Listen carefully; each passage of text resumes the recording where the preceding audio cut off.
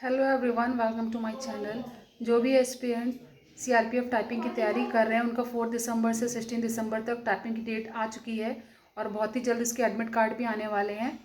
जो भी एस्पिरेंट हैं, बहुत सारे उनकी क्वेरी है कि उनकी स्पीड नहीं बन रही है, तो स्पीड को कैसे इंक्रीज़ करें, एंड टाइम में आपकी क्या स्ट्रेटेजी होनी चाहिए। मैं ऑलरेडी यूट्यूब चैनल पर अपलोड कर चुकी हूँ, वहाँ से देख सकते हैं।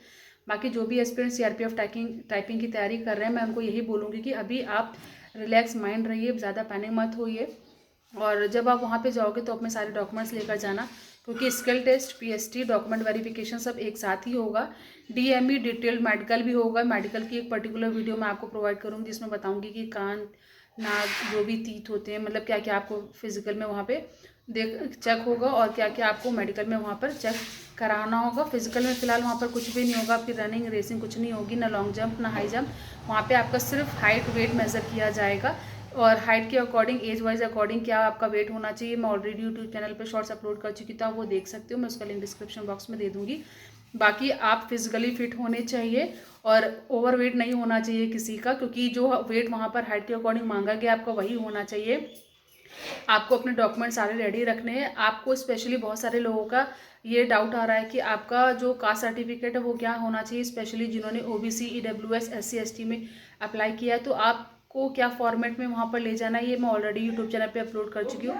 बट आप यहाँ पे देख सकते हैं कि आप जो डॉक्यूमेंट्स ले जाओगे इसमें ये आपका एसटी का, एससी का होना चाहिए इस फॉर्मेट में, सेंट्रल गवर्नमेंट का सर्टिफिकेट, और ओबीसी में ये होना चाहिए। आपको सेंट्रल का चाहिए होगा वहाँ पर, क्योंकि ये सेंट्रल जॉब है, तो आपके पास सेंट्रल गवर्नमेंट ऑफ इंडिया का कास्ट सर्टिफिकेट होना चाहिए। जिन एस्पिरेंट्स के पास नहीं है वो अभी का ही बनवा ले, क्योंकि 2016 में जब मैंने दिया था तो वहाँ पर मेरे पास पहले स्टेट का था, लेकिन कुछ दिनों का समय देकर मुझे वहाँ पर जाना था वापस फिर से सेंट्रल का डिपॉजिट करने, जो कि एक्सेप्ट हो गया था। इसलिए मैं बता रही हूँ ये चीज़ आप लोगों को।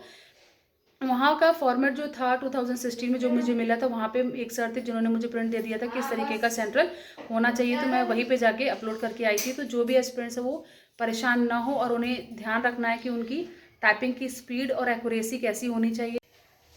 अभी आप घर पे टाइप कर रहे हो तो यहाँ का एटमॉस्फेयर अलग है, वहाँ का एग्ज़ाम का अलग होगा। 33 सेंटर्स बने जिसमें 400 से लेकर 450 कैंडिडेट्स एक दिन बुलाए जाएंगे।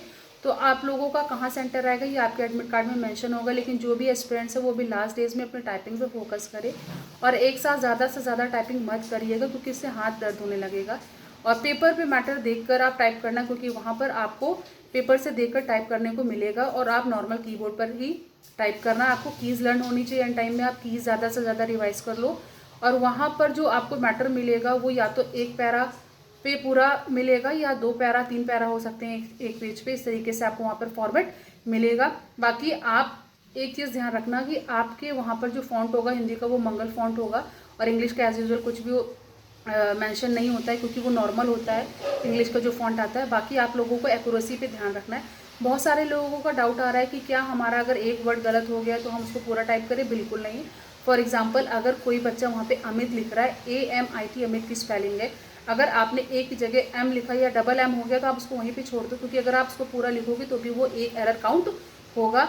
जो भी एस्पिरेंट्स हैं, अगर उन्होंने जैसे कि स्पेलिंग लिखी सिस्टर, SISTER सिस्टर की स्पेलिंग होती, लेकिन उन्होंने अगर S स्मॉल है वहाँ पे कैपिटल बना दिया, तो भी आप उसको वहाँ पे छोड़ देना, क्योंकि वो एरर काउंट होगा। पंक्चुएशंस पे भी आप ध्यान देना कि कहाँ पे फुल स्टॉप है, कहाँ पे बाकी सारे पंक्चुएशंस के मार्क लगे हुए हैं। अब ये पैरा नंबर्स आएंगे पैरा में या नहीं आएंगे, तो ये डिपेंड करेगा कि मैटर आपको क्या मिला। हो सकता है वहाँ पर एक दो न्यूमेरिक्स डिजिट भी पैरा में हो, तो आप बहुत केयरफुली नमलॉक कीज़ का भी यूज़ कर सकते हो। बाकी आप प्रैक्टिस जो कर रहे हो या फिर वहाँ पे जो आपकी प्रैक्टिस होगी, सीआरपीएफ का खुद का एक सॉफ्टवेयर होता है जिसमें वो टाइपिंग कराते हैं, वहाँ पर आपकी बैक स्पेस की लॉक होगी, आप उसको प्रेस करोगे तो भी वो चलेगी नहीं। तो आप वहाँ पर जब जाओगे ना, तो आप ध्यान रखना कि बैक स्पेस की अलाउड नहीं है, और स्पेस देने में भी आप ध्यान रखना कि जब आप किसी भी वर्ड के बाद स्पेस दबा रहे हो तो उसमें डबल स्पेस मत टाइप करना, जिससे कि वहाँ पर स्पेस ज़्यादा हो जाएगी तो वो भी एज ए एरर काउंट होगा। तो ये छोटी छोटी चीज़ें हैं जो आप लोगों को ध्यान रखनी है। मेनली मैं 3 चीज़ें एक बार फिर से रिपीट करूँगी। आपको वहाँ पर 5% एरर करनी है, इससे ज़्यादा नहीं करनी है। आप कितने भी वर्ड टाइप करो, सपोज मान लो 1500 की स्ट्रोक टाइप कर रहे हो या 7500 की स्ट्रोक टाइप कर रहे हो, तो आपको वहाँ पर 5% से ज़्यादा मिस्टेक्स नहीं करनी है, क्योंकि अगर आप 5% से ज़्यादा मिस्टेक करोगे तो एक वर्ड गलत होने पे जो आपके सही वर्ड्स होंगे उसमें से 10 वर्ड्स डिडक्ट हो जाएंगे, तो क्या फ़ायदा आपकी स्पीड चाहे जितनी आए अगर एक्यूरेसी आप मेंटेन नहीं कर पाओगे। इसलिए चाहे स्पीड आपकी 35 आ रही हो, 37 आ रही हो, 40, 42 आ रही है, वहाँ पे आपकी मेन एक्यूरेसी भी मैटर करेगी, तो एक्यूरेसी पे भी ध्यान देना। सेकेंड, आपको जो एरर्स करनी है वो 5% से ज़्यादा नहीं करनी है, लेकिन बैक स्पेस की का ध्यान रखना है कि वहाँ पे बैक स्पेस की अलाउ नहीं होगी, और स्पेस बार भी आपको एक वर्ड से दूसरे वर्ड के बीच में ज़्यादा बार टाइप नहीं करना है, जिससे कि वहाँ पर अगर आप ज़्यादा स्पेस डिस्टेंस दे दोगे तो वो भी गलत हो जाएगा। स्पेलिंग का मैं बता चुकी हूँ, जब आप स्पेलिंग टाइप करोगे तो आपको ध्यान देना होगा कि वोवेल्स अल्फ़ाबेट जो भी स्पेलिंग में है वही होने चाहिए। जहाँ पे कैपिटल वहाँ पे भी आप कैपिटल बनाना, स्मॉल मत बना देना, क्योंकि वो भी एरर में काउंट होगा।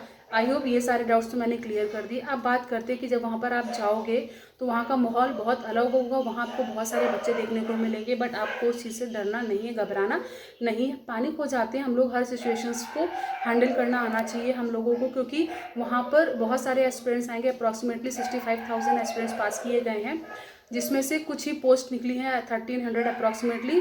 तो आप ये मान लो कि बच्चे चाहे जितने हो, आप अपनी सीट रिजर्व करने वहाँ पर गए हो, आपको अपनी सीट के लिए वहाँ पर टाइपिंग अच्छे से देना है, जिससे कि आप पीएसटी डॉक्यूमेंट वेरिफिकेशन भी वहाँ पर करा सको, क्योंकि ये नोटिस में साफ साफ दिया है skill test PST document verification एक ही दिन होगा।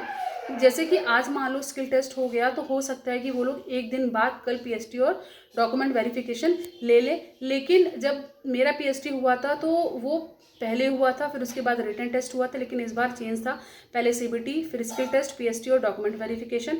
डिटेल्ड मेडिकल का मैं ऑलरेडी मैं एक वीडियो बना दूंगी, जिसको आप देखकर हेल्प ले सकते हो कि वहाँ पर मेडिकल में क्या क्या चीज़ें होंगी। तो यहाँ पर एक और मैं हिंट दे देती हूँ कि मेडिकल के लिए जो लोग ग्लासेस लगाते हैं या बिना ग्लासेस लगाए, उनका आई साइट जो विज़न होता है ना, वो 6/6 होना चाहिए एक आँख का, और दूसरी आँख का होना चाहिए 6/9।